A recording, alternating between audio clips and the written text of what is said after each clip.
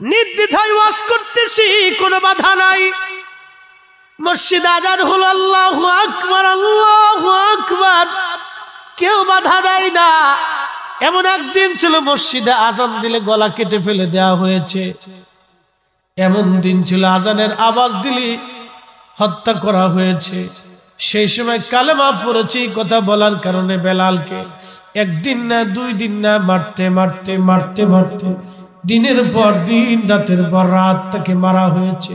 নিত্য নতুন শাস্তি তাকে দেয়া হতো। হযরত বেলালের গলার মধ্যে রশি বেঁধে মক্কার অলি গলি দিয়ে টানা হতো কালেমার কারণে। হযরত সুমাইয়া, ও নারী সমাজ, তোমরা শুনে যাও, এই কালেমার জন্য, আজানের জন্য, এই ঈমানের জন্য সর্বপ্রথম একজন নারী জীবন দিয়েছিল, তার নাম হযরত সুমাইয়া রাদিয়াল্লাহু আনহা। তিনি ইসলামের প্রথম শহীদ। একবার জোরে বলা যাবে কি আল্লাহু আকবার। কালেমার জন্য সেই দিন সুমাইয়া জীবন দিয়ে দিল, শহীদ হয়ে গেল। আর আমার দেশের সুমাইয়া লিপস্টিক নষ্ট হবে বিদায় ওযুই করে না। বাঘাসুরার মুসলমান, গভীর মনোযোগ দিয়ে শুনে যান। যে মাহফিলে আজ বসে আছি, যে জমিনের উপরে আজ আমরা বসে আছি, আগামী দিন এই জমিনের নিচে আমাদের একটা ঘর হবে। এই ঘরের নাম কবর। পৃথিবীর এমন কোন জাতি নাই রে যে জাতি মৌতের স্বাদ আস্বাদন না করেছে। কুল্লু নাফস, প্রত্যেক জীবন, দাইকাতুল মউত, মরণের স্বাদ তাকে নেওয়াই লাগবে। এখান থেকে পালানোর মতো কোনো রাস্তা নাই। হাজিরিন, কমিটির একটা বিষয়, হুজুর হযরত বেলালের ওয়াজ করবেন। বেলালের ওয়াজ তো বহু মানুষ জীবনে বহু শুনেছে। আমার এই ওয়াজে কোটি কোটি মানুষ এই ওয়াজ শুনেছে, লক্ষ লক্ষ মানুষের চোখের পানি ধরেছে। কারণ একটাই, হুব্বে রসুল, রসুলের মহাব্বতে হয়েছে। একদিন আমি মাগরিবের নামাজের সময় বসে আছি, নামাজ পড়ে বাসার মধ্যে আমার বিছানায় বসে আমি কিতাব পড়তেছিলাম। এক ভদ্রলোক আমাকে ফোন দিল, হুজুর আপনি কি ফরিদি হুজুর? আমি বললাম হা। বলে, হুজুর আমি বাংলাদেশের একটা ছাত্র সংগঠনের কেন্দ্রীয় নেতা, আমি ছাত্র সংগঠনের একজন সদস্য। আল্লাহ খুদা কি আমি বুঝতাম না, অর্ধেক মুসলমান আর অর্ধেক নাস্তিক ছিলাম। আমাকে বলতেছে, হুজুর দুনিয়ার এমন কোন নিকৃষ্ট কাজ নাই যেটা আমি জীবনে না করছি। হুজুর আলেমদেরকে দেখলে আমার শরীরে রাগ আসতো, নামাজ রোজা আজান শুনলে আমার শরীরে যন্ত্রণা লাগতো, আজানের আওয়াজ আসলেও আমার ভালো লাগতো না। কিন্তু একটা ওয়াজ আমার জীবন আজ পরিবর্তন করে দিয়েছে। আমি বললাম, বন্ধু কোন ওয়াজ বলবেন? বলে, হুজুর হযরত বেলালের ওয়াজ আমি যতবার শুনেছি ততবার আমি চোখের পানি ফেলে কেঁদেছি। হুজুর আমি তওবা করেছি, দাঁড়িয়ে রেখেছি, এখন আমি 5 ওয়াক্ত নামাজ পড়ি। চিৎকার মেরে জোরে বলবেন না ইয়া রাসূলুল্লাহ। আমার দেশে কতজন মসজিদের টাকা চুরি করে খায় আছে না? মসজিদ কমিটির লোক খুদার ঘরের টাকা চুরি করে খায়। যেই লোক মসজিদের টাকা চুরি করে খায় ওটা শুয়োরের চাইতে নিকৃষ্ট। আস্তে কেন জোরে বলেন? ও মানুষ হতে পারে না, ও মানুষ না। কোন হিন্দুকেও যদি বলেন, হিন্দু তুমি মসজিদের টাকা নিয়ে যাও, বলবে না ভগবান বেজার হবে। কি কথা কন না কেন? কারণ সে ভগবানকে ডরায় আর মুসলমান হয়ে আল্লাহকে ভয় পাইল না। হাই হাই হাই, এরা কেমন মুসলমান! আর হযরত বেলাল ছিল কেমন মুসলমান! বাগাসুরার মুসলমান হযরতে জুবাইদা কি হযরতে খলিফা হারুন বলতেছে, বিবি রে তুমি তো অনেক সুন্দর। তখন স্ত্রী তার সাথে কথা বলতেছিল না, এটা কি করে হয়, তুমি আমার ফার্ম টাম মারতেছো। তখন খলিফা হারুনুর রশিদ ডাক দেখায়, বিবিরে তুমি যদি চাঁদের চেয়ে সুন্দর না হও তাহলে তুমি 3 তালাক। চাঁদের চেয়ে যদি বেশি সুন্দর না হও তাহলে বিবিরে তুমি 3 তালাক। খলিফা তো বলে ফেলছে। স্ত্রী ডাক দেখায়, স্বামী কি বললেন হিসাব করছেননি?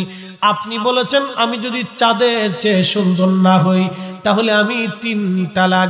স্বামীরে আপনি জুদা হয়ে যান, আমি জুদা হয়ে গেলাম, কারণ তালাক পতিত হয়ে গেছে। এই জন্য উলামা ইকরাম আছে, মাসালার আগে জানবেন, তারপর আপনি আমার কাছে আসবেন। এখন থেকে আপনাকে আমাকে দেখা হারাম, আপনি আমাকে দেখা হারাম।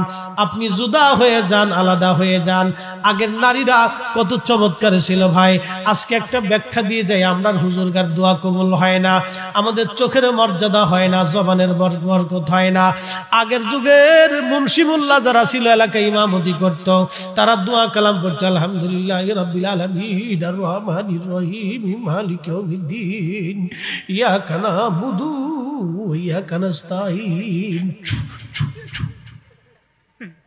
পানির ভিতর পানি ভরা দিছে না?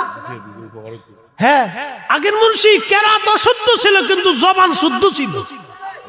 কি কথা কর না কেন?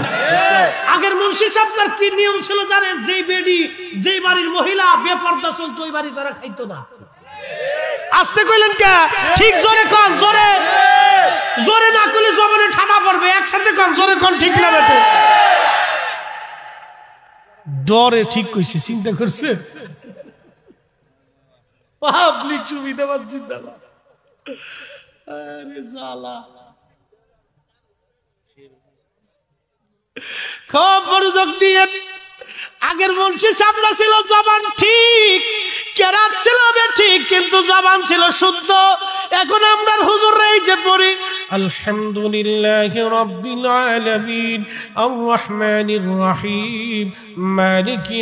তো অনেক সময় আমরা 2-4 নোট টাইনে মাঝে মধ্যে হুজুর লিখে দেয়, হুজুর একটু দোয়া করেন, একটু সুবিধা আছে। তো টাকা ডাইলে মনটা চকচক করে। নিচে কথা কই লাভ আছে? হ্যাঁ, আমি কি বুজুর্গ বেশি? না, নিজের দোষ আগে স্বীকার করতে হয়। আপনি কি মনে করছেন আমি নিষ্পাপ? No, never. নবীরা ছাড়া পৃথিবীতে কেউ নিষ্পাপ না। কেউ বুকে হাত দিয়ে বলতে পারবেন আমি বেগুনাহ, মাসুম। সবাই গুনাহগার, সবাই পাপী, সবাই অপরাধী। মনে রেখে মুসলমান, তারপরে একটু ভালো মন্দ দিয়ে দুনিয়া, কেউ বেশি কেউ কম। টাকার নোট একটু চকচক আসলে আমাদের মন চকচক হয়ে যাও, আল্লাহ বেহেশত দিয়ে দাও।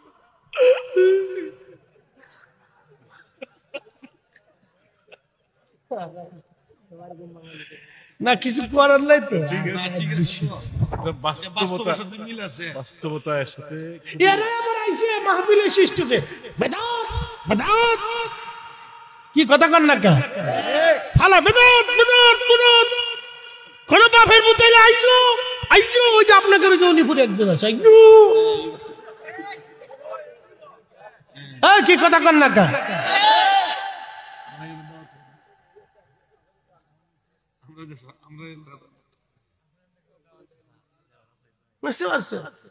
শিক্ষের এমন ভাব লইছে যে বিরাট বড় বুজুর্গ।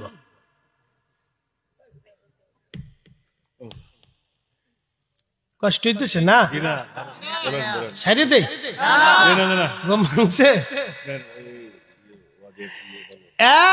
মুসলমান, মিলাদ শরীফের পক্ষে আজকে এমন একটা কথা বলে দিয়ে যায়, সারা জীবন মনে রাখবেন। 5 মিনিটে একটা কথা। বিশ্ববিখ্যাত একজন ইমাম ছিলেন, তার নাম মোল্লা আলী কারি মাক্কি হানাফি হারুবি।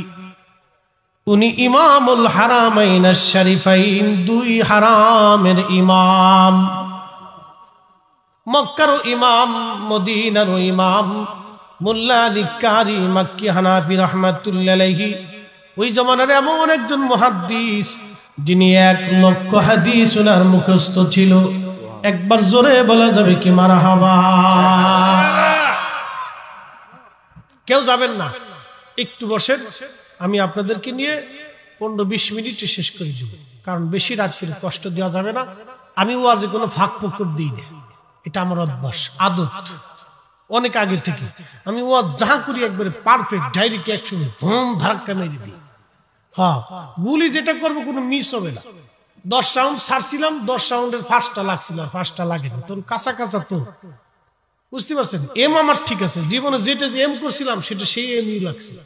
আমার এম খুব মারাত্মক, একবারে শিয়ালের চোখের মতো, একবার দেখলে মনে করেন যে ও কয়ে দিতে পারে। খুব মনোযোগ দিয়ে আমি যা ওয়াজ করি সব কাঁচা কাঁচা করি, বাকি ঝুঁকি আমার কাছে নাই। একসাথে বলেন তো আল্লাহু আকবার। খুব মনোযোগ দিয়ে মোল্লা আলী কারি মক্কি হানাফি হারবি এত বড় একজন মুহাদ্দিস ছিলেন, পৃথিবীর সব আলেমরা বলছে উনি জমানার মুজাদ্দিদ। বহুবার আল্লাহর নবীর সাথে স্বপ্নে জিয়ারত হয়েছে, শুনলে খুশি হবেন।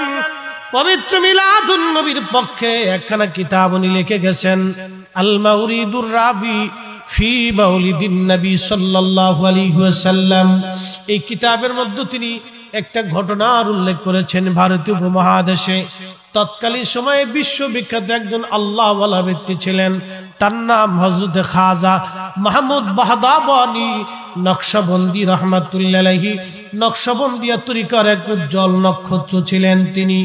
খাজা মাহমুদ বাহদাবনী নকশবন্দি সুদূর উজবেকিস্তান বুখারা থেকে দিল্লি এসেছিলেন কালেমার দাওয়াত দেওয়ার জন্য। আহা, তখন এ জমিনের সম্রাট ছিল সম্রাট হুমায়ুন। আমাদেরকে বরকত দিবে, তার মানে বোঝা গেল আগের রাজা বাদশা যারা ছিল তারা আল্লাহর ওলিদেরকে মহাব্বত করত।